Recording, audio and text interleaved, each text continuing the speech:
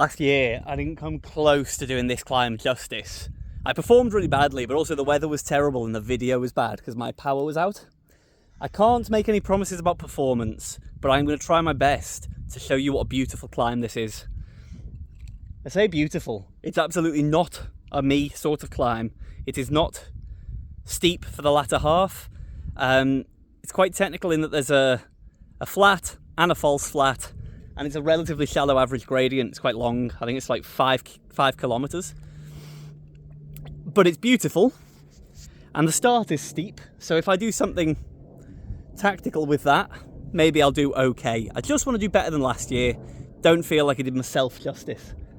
I came 6th, but yeah, I don't feel like I did myself justice.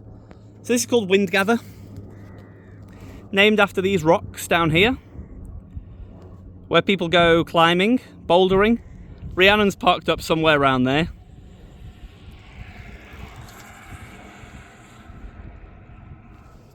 I think that's Seb, who's a junior, I think. He's like a staple fixture at these. I got no idea how my legs are feeling. You know, it's now a week and a bit since I did my very long ride, so I've got no excuse. I should have recovered. I just don't know. I'm just going to go hard and see. Beamer says there should be a tailwind, so I've got no excuse. It's a bit crosswind at the moment, but it's meant to move around. It's baking hot. It's like 26 degrees, but the sun is roasting, which is beautiful. I can't get on board with complaining about it being like this. Give me this any day. Someone's got a drone.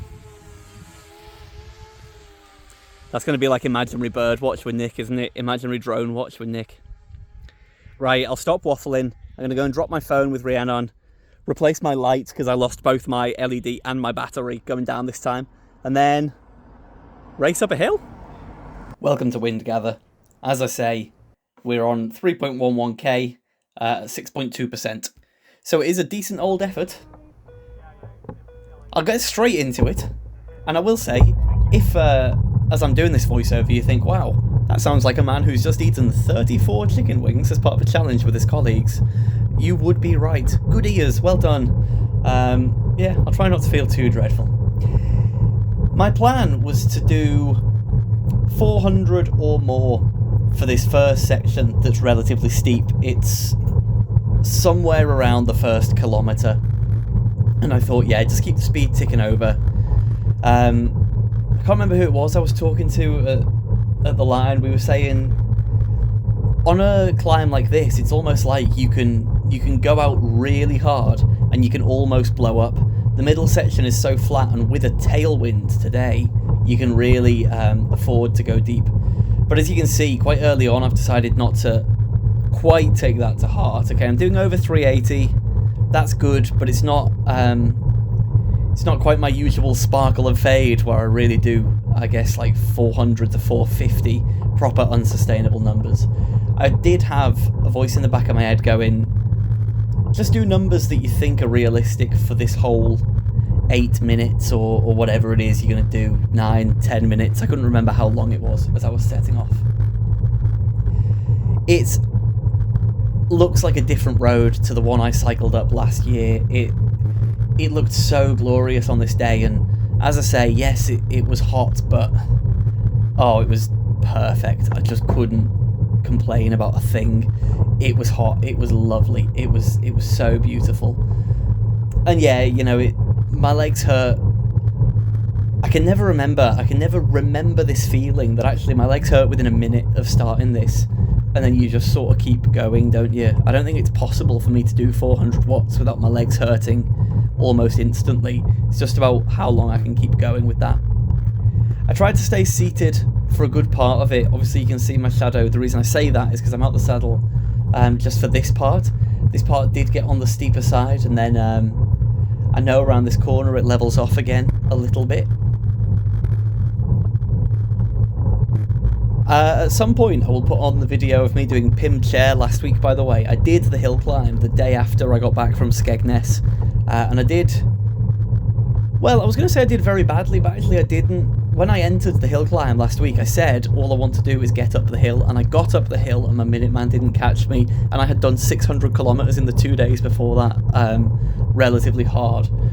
I think some people genuinely still thought I would be competitive. I guess they've never ridden 300 kilometers, let alone 300 kilometers 2 days back to back, because there was no way I would ever be competitive with that much fatigue in my legs in any way. Back onto this climb though, as you can see here, there's the rocks up ahead of me now.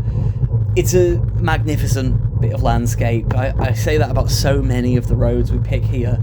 This one again has its own like unique character, and in my intro it wasn't apparent how big those rocks are. They're not massive, but they're, I don't know, like 5-6 meters high probably, which is enough to boulder on really comfortably without being properly high. So it's lovely just seeing people out and about, enjoying them, doing, you know, outdoorsy activities, bouldering, climbing, enjoying the little cliff faces and the lovely landscape. And the Peak District is so good for that, you know, this whole area. It's so close to Manchester, to Macclesfield, to areas where so many people live in cities, and it's somewhere to come and breathe and enjoy the great outdoors. And on an evening like this, what more could you really ask for? It's nice and steep. I knew once I could see those rocks and then it straightened out, I knew that Rhiannon was somewhere along the side of the road up here. And I keep saying it, it really is such a pivotal point in any hill climb for me, is seeing Rhiannon out to support me and knowing that... It sounds silly because she'd be nice to me no matter how I did, but I think I have to go hard enough to make it worth her bothering coming out for me as well. I can't just give up, because it's a waste of both our evenings then. She wouldn't care in the slightest. She was out in the sun reading a book, dinging a cowbell once every minute when people came past. But it helped me quite a lot. As you can see, it's further round to there than I anticipated, and that happened in the climb as well. There she is on the right, dinging a cowbell. I think my GoPro case, my Garmin Verb camera case, is so bunged up with mud you can't really hear stuff like the cowbell dinging away anymore. Rocks on the left, and the gradient is really shallowing out now. There's still a bit of rolly, sort of 3 to 5% around here, and I was just thinking about speed. If you look in my rear view camera, by the way, beautiful shot of the bluff. Now, as you can tell, my metrics are well out. I wasn't doing 200 watts as I'm still going uphill, but as it leveled off, I really let myself chill too much. It was nice. The reason I did is because I had the sensation of speed. I suppose because my heart rate's 184 BPM as well, which is pretty high for me. That's the heat doing that. As anyone who watches this channel regularly knows, I don't believe that heart rate means anything about anything. People say, oh, I was capped by my heart rate. Absolute nonsense. It doesn't make any physiological sense. It's just an excuse.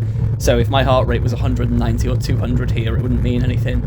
It wasn't. It was 184. Who cares? So along this flat, I did get up to a good bit of speed, even though I wasn't going particularly hard. And I let myself slack off a little bit because of that, because you feel fast, which you shouldn't have done. Thankfully, as you come into this final kick, I thought, well, because I've slacked off for all that time, I have to make it count. I have to slingshot myself up it. And because I could see the photographer coming here, I decided the best thing to do would be to climb out of the saddle but in the drops, because that always looks cool as fuck, doesn't it? So I did that. All of the pictures he's taken of me are so ugly, but I'm happy with how I look out of the saddle in the drops. I'd seen this cyclist. I didn't think he would be my Minuteman, because I didn't think I'd be catching my Minuteman, but he was still someone to chase, and it was just some dude riding up the hill. Pannier rack and everything. Nice guy, cheered me on, very kind. Still gave me something to chase, and I'm really grateful for that. This final bit drags a little bit. It's not that steep, but it's just further than you think to the car park. It's surprisingly long, and it's really hard to keep winning the mental battle. Every pedal stroke is a mental battle at this point, and okay, on this climb, it's not so steep that you're thinking, oh, I want to put my foot down, but you are thinking, oh, I'd like to cruise to the finish at this point. Of course, you never do. My friend Tom said something to me about mental strength and him being surprised that I wanted to quit these, and I don't think mental strength is about wanting to quit. It's about not quitting even if you want to. You can be very mentally strong and want to quit from the very beginning if you choose not to. So here was a big push for the very, very final part. Yes, I'm not doing 0 power here. I kicked and kicked and kicked, and I kicked over the line, and my metrics are just well out. The software I use is absolutely knackered, so I do apologise. It's like just riding into a whole family event, having everyone at the top here. Such a lovely group of people. I came 4th. I was 5 seconds short of Beamer, so even if I hadn't slacked off, I wouldn't have caught him. And I did 367 watts for 8 minutes, which I'm really happy with. It's not a climb that suits me particularly well, and I did really good numbers, and I got a really good result. So I am really happy with that. And then here at the top is Phil, a guy I didn't know before doing these, and I'm just friends with now. He's a great guy, so that's nice. And there is my mate, Peter. I'll keep saying it. I will keep saying it. You just meet people, you chat to people. Everyone's friends on the line at the beginning. Everyone's friends on the line at the end. It's just proper community. Thanks very much for watching, guys.